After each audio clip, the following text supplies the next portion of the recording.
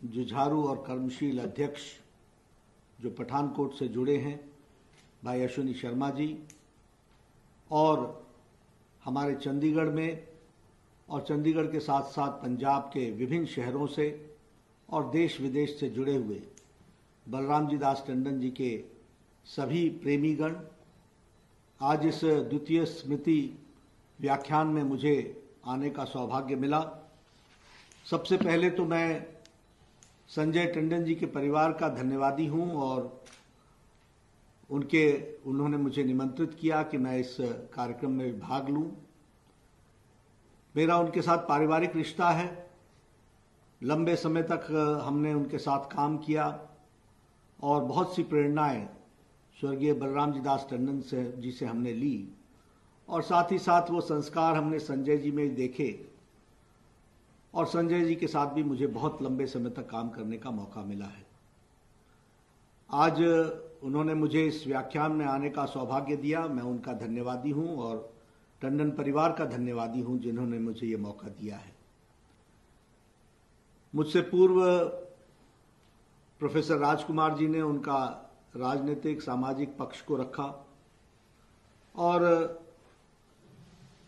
संजय टंडन जी ने उनका पारिवारिक पक्ष, एक परिवार के दृष्टि से वो कैसे देखते थे और किन बातों को वो रखते थे और किन संस्कारों की बात वो करते थे, उसको उन्होंने बहुत तफसील से विस्तृत रूप में हमारे सामने रखा है। मैं अपना सौभाग्य मानता हूं कि बलराम जी दास जी के साथ मेरा बहुत ही घनिष्ठ संबंध था।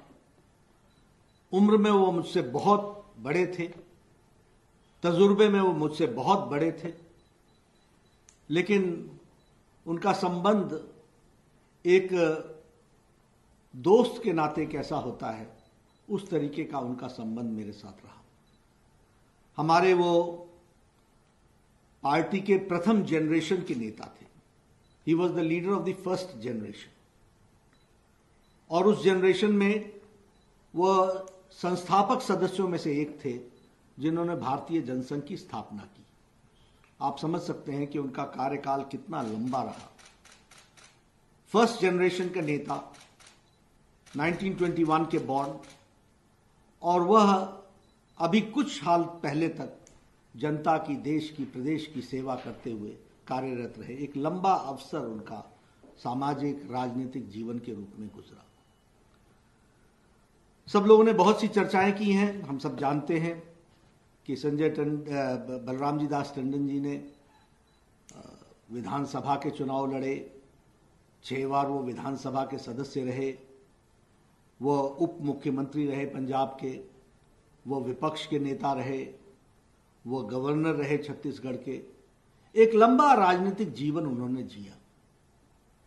लेकिन सबसे बड़ी बात जो हमें समझनी चाहिए और आज की जनरेशन के लिए और आज की हमारे साथियों के लिए, कि जब वो सामाजिक जीवन में आए, जब वो राजनीतिक जीवन में आए, तो उस समय पाने को कुछ नहीं था, खोने के लिए सब कुछ था। वो एक वैचारिक पृष्ठभूमि पर हम सबके बीच में आए थे। वो समय था जब कोई सोच भी नहीं सकता था कि हम विधानसभा की ड्योढ़ी भी पार करके कभी विधानसभा के अंदर जाएंगे। यह जनसंघ की शुरुआत थी। कोई समझ भी नहीं सकता था कि हम कभी पार्षद बनेंगे। इसलिए there are 2 types of politics. One is the politics of ideology and another is politics of power. He was a person from the politics of ideology. एक विचारधारा के लिए समर्पित होकर के जीवन लगाना और अपने जीवन के साथ साथ उस जीवन को, उस विचारधारा के साथ जीना, यह बलराम जी दास टंडन जी से हमको सीखने को मिलता है, हमको समझने को मिलता है और यह हमको ध्यान में रखना चाहिए। वो क्या समय था? अमृतसर की गलियों में घूमना, अपने विचार को लेकर के आगे बढ़ना। सब जगह उस समय कांग्रेस कांग्रेस दिखती थी। दूर दूर तक हमारे कहीं सत्ता में आने का सवाल नहीं था, लेकिन उस समय उन्होंने पूरी ताकत से पार्टी को खड़ा करने का काम किया। जनसंघ के दिए को घर घर जलाने का काम किया, घर घर में दिया जलाने का काम किया, विचारधारा की दिया को जलाने का काम किया। हम सबको मालूम है कि वो विधानसभा में जब गए तो तब से लेकर के उन्होंने पंजाब की राजनीति में एक विशेष अपना योगदान किया, एक अपना विशेष स्थान बनाया। हम सबको यह भी मालूम है कि जब इमरजेंसी लगी तो वो पहले दिन ही अरेस्ट कर लिए गए थे और पूरे 19 महीने वो जेल में रहे। और यहां बैठे मुझे नहीं मालूम कि किन लोगों को कितना इमरजेंसी की याद है, लेकिन मैं उस समय 15 वर्ष का था और मैं स्कूल से कॉलेज की ओर प्रस्थान कर रहा था। तो उन दिनों में जब अरेस्टिंग होती थी तो यह समझा जाता था कि पता नहीं कभी लौट कर आएंगे कि नहीं आएंगे, पता नहीं कभी हम जेल की दीवारी से बाहर निकल पाएंगे कि नहीं निकल पाएंगे। उस समय बलराम जी दास टंडन जी ने अपने आप का अरेस्टिंग भी दी, जेल में भी रहे, मीसा DIR दोनों लगी, maintenance of internal security act, defence of Indian rule, ये सब लगा उन पर, सारी धाराएं लगी। और उन्होंने अंदर रह करके सिर्फ अंदर ही, जेल के अंदर ही लोगों का मनोबल नहीं बढ़ाया, उन्होंने परिवार का और समाज को संदेश देकर के भी जेल के अंदर से मनोबल बढ़ाया। इसको हमको समझना चाहिए, इसको हमको जानना चाहिए। और ये छोटी घटना नहीं है। हमारे यहां जेल में साथी, मुझे अच्छी तरीके से ध्यान में है कि जब वो जेल में थे तो उनके साथी, राजनीतिक साथी बहुत बार दुखी हो जाते थे, बहुत बार उनके मन डिप्रेशन में हो जाता। बलराम जी दास टंडन जी हमेशा कहते थे, विपरीत परिस्थितियों में ही रास्ता निकालना और आगे बढ़ना, यही जीवन की शैली है, इसी को जीवन कहते हैं, इसी को जीवन मान करके चलते हैं। तो उन्होंने जेल के अंदर भी वो सबको योगदान किया, सबका मनोबल बनाए रखा। बाहर आए, फिर उन्होंने फिर से सरकार में आए, सरकारें चलाई। और एक समन्वय देखिए, प्रकाश सिंह बादल जी हमारे वरिष्ठ नेता, अकाली दल, शिरोमणि अकाली दल के और पंजाब के वरिष्ठ नेता, उनके साथ उनका संबंध कोई 2 दिन का नहीं, कोई 2 साल का नहीं, कोई 20 साल का नहीं, जन्म का संबंध। हर दृष्टि से एक बराबरी के स्तर पर सारी बातों को एक दूसरे से शेयर करना, पारिवारिक बातों से लेकर के सामाजिक विषयों के बारे में चर्चा करना, राजनीतिक विषयों के बारे में चर्चा करना, ये उनकी विशेषता है। मेरा संबंध उनसे, क्योंकि मैं पड़ोसी राज्य से हूं, हिमाचल से हूं, तो समय समय पर मेरा उनके साथ संबंध आता था। जब भी मैं चंडीगढ़ आता था तब भी मैं मिलता था।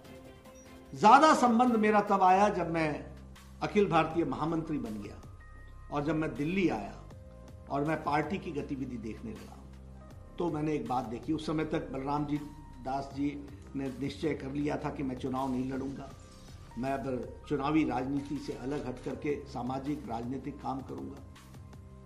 मुझे याद है कि उनका एक बार फोन आया, मैं दिल्ली था, कि मैं आपसे दिल्ली मिलना चाहता हूं।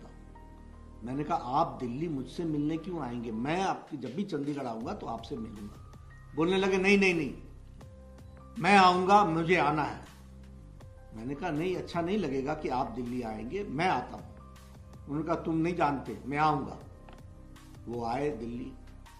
मैंने कहा, मैं आपसे मिलने पंजाब भवन आ जाता हूं। बोले, नहीं, मैं कार्यालय आ रहा हूं। ये देखिए समर्पण। हमारे से वो इतने बड़ी उम्र के प्रथम जनरेशन के नेता, और वह कह रहे हैं कि कार्यालय आओ। मैंने कहा, ठीक है जी। हम आए, बैठे, चाय पी। हमने कहा, क्यों आना? उन्होंने कहा, देखो, मेरा व्यक्तिगत कुछ नहीं है, लेकिन मैं जो पार्टी के बारे में समझता हूं वो मैं तुम्हारे साथ शेयर करना चाहता हूं। ये तड़प आप समझिए, ये देखिए कि जिस रास्ते से हम गुजरे हैं, उस रास्ते पर पार्टी चल रही है। मन को बहुत खुशी होती है, मन को बहुत अच्छा लगता है, मन को लगता है कि पार्टी किस तरीके से आगे बढ़ रही है, इसको इसी तरीके से बढ़ना चाहिए। लेकिन मेरे कुछ सुझाव हैं, उन सुझावों को मैं रखने यहां पर आया हूं। आप देखिए, आप समझिए कि जीवन के शाम पर राजनीति से एक तरीके से अपने आप को अलग रखने के बावजूद वह पार्टी के प्रति कितने चिंतित थे, यह इस घटना से प्रत्यक्ष होता है। मैं छत्तीसगढ़ का प्रभारी था, वो छत्तीसगढ़ के गवर्नर बन गए। बाद में मैं स्वास्थ्य मंत्री बन गया। मैं प्रभारी था, मैं छत्तीसगढ़ गया, छत्तीसगढ़ में रायपुर में रुका, दिन भर मैंने काम किया। काम करने के बाद शाम को मैंने दिल्ली आने का निश्चय किया। मुझे फ़ोन आ गया, कहने लगे, मैंने कहा गवर्नर साहब का फ़ोन है।